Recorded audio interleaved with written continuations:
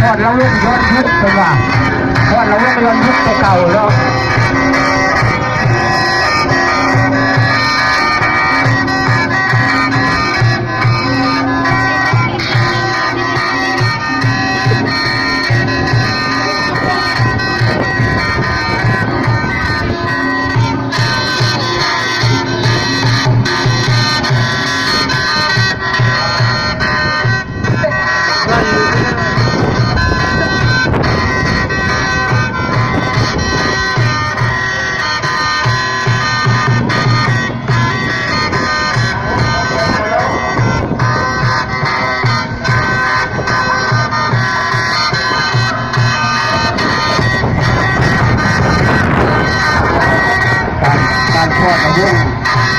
คิดอ่านเนาะ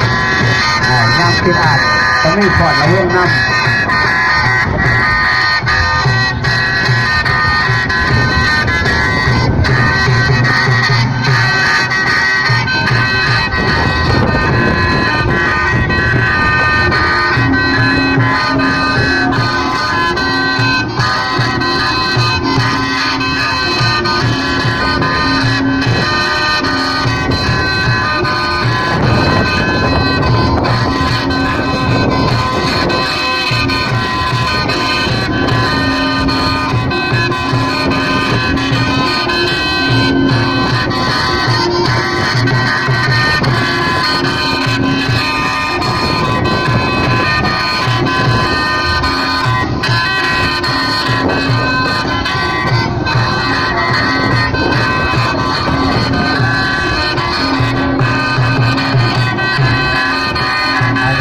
ลูกแล้วคนที่บ้านยักษ์คนยักษ์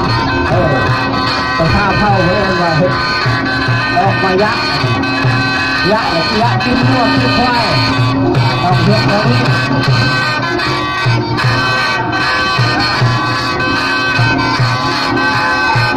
เราจะยืนได้ไหมเนาะ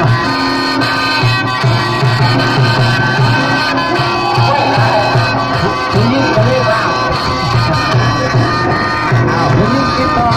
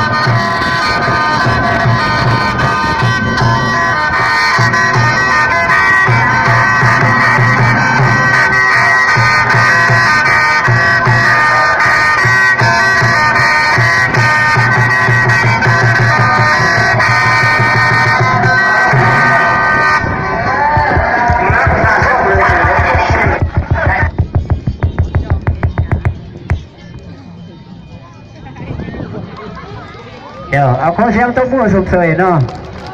พรบุญกินอาจแก่